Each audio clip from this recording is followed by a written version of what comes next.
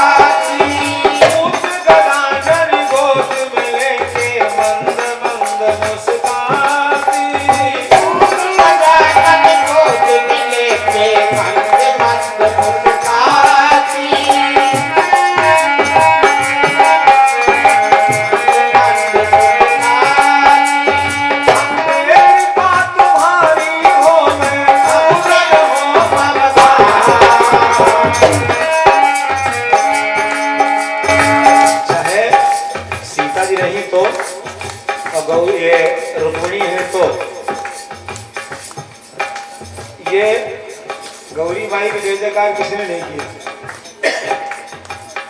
माता जी के नाम जयकार नहीं किया। तो यही आप सुन रहे हैं, अगर जयकार किया है तो इनके परिवार वालों का, तो 2 मिनट आपका समय लेंगे। बोले परिवार वालों कहा, हाँ कहा, ये विचार करने लगी पार्वती जी के परिवार के किस सदस्य के नाम का जय जयकार किया जाए कि हमको आशीर्वाद तुरंत मिल जाए। तो आवाज आई, बोलिए शंकर भगवान की।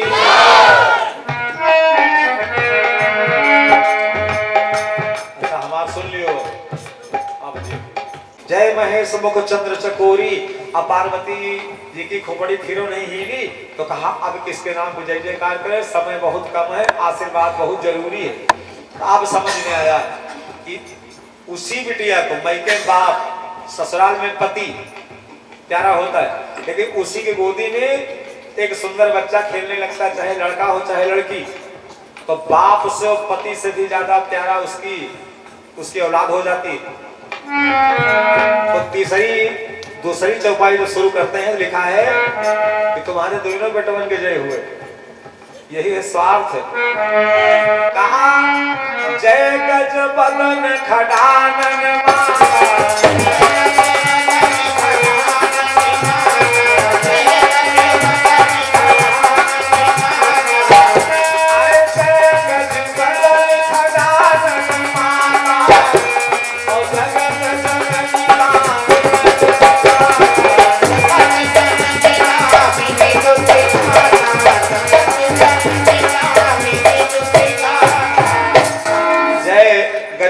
खडानन माता, तुम्हारे दोनों लड़का की जय हो। जैसे सीता जी ने कहा था, वैसे आज गौरी जी के मंदिर में रुक्मिणी जी हाथ जोड़े पड़े हैं। अभी आप सुन रहे थे कि शिव शंकर के वाम भाग में तुम हो शोभा, शिव शंकर के वाम भाग में तुम हो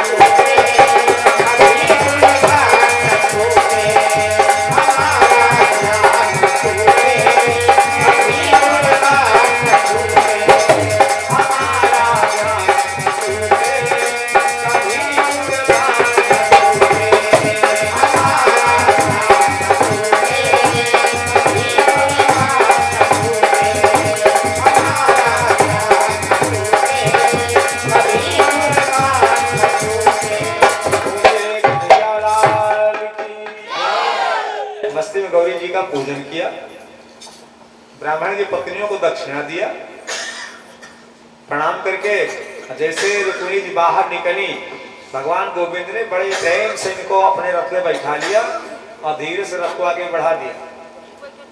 दोनों तरफ सिपाही खड़े हैं, लेकिन कोई इनको रोकने की चेष्टा नहीं कर सका।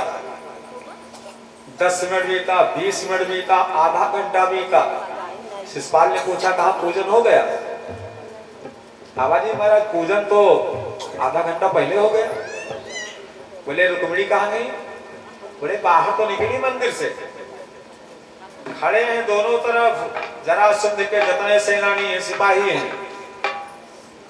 जरासंध खड़ा है, शिषपाल खड़े। बोले रुक्मिणी गई तो कहाँ गई?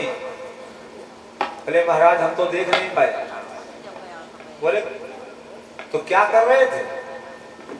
बोले महाराज एक रथ आया इधर मंदिर के किनारे को, मंदिर सामने गेट एक रथ पहुंचा है। बोले कौन था?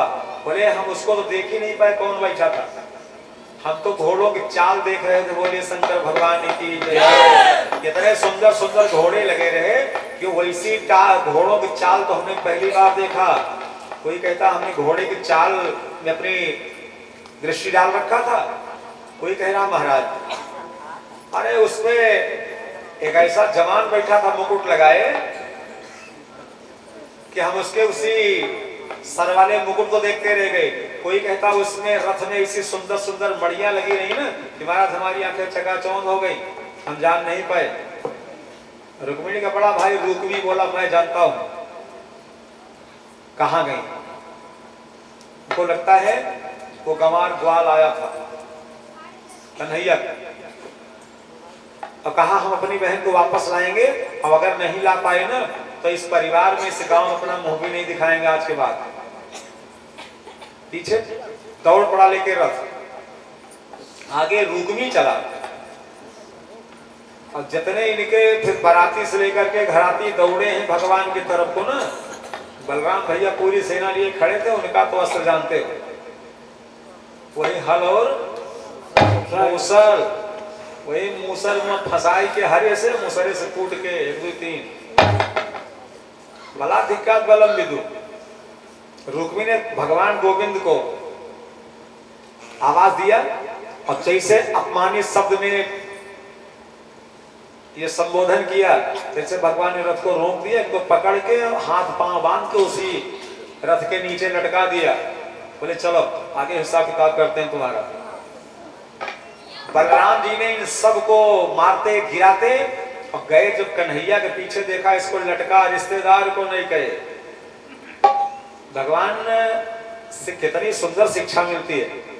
अगर अपने दुश्मन से बदला लेना चाहते हो तो अपने बच्चों को, अपने भाई को डांटना सीख लीजिए।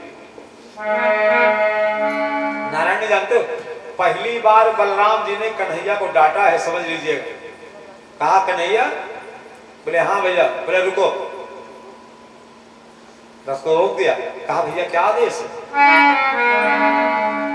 कहा भय सयान नहीं गई लड़का,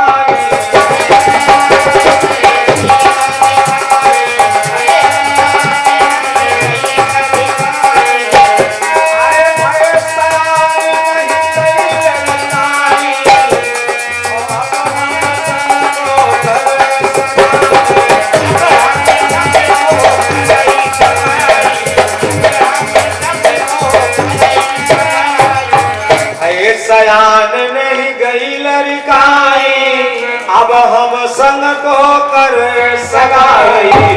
जैसे कहा जिसकी बहन के साथ शादी करोगे उसी के भाई को बांधोगे, बाप को अपमानित करोगे, हमसे रिश्ता कौन करेगा? इसे छोड़ दो।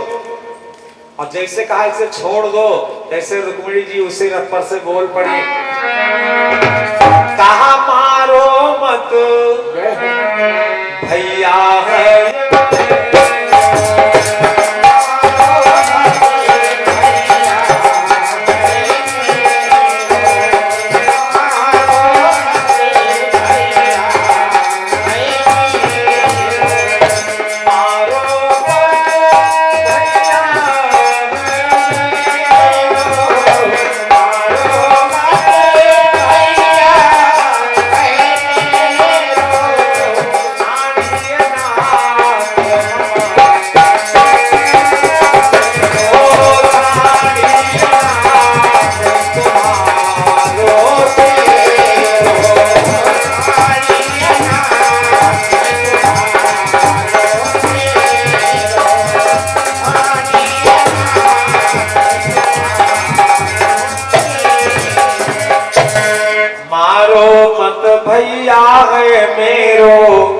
पछाड़िए नाथ तुम्हारो तेरो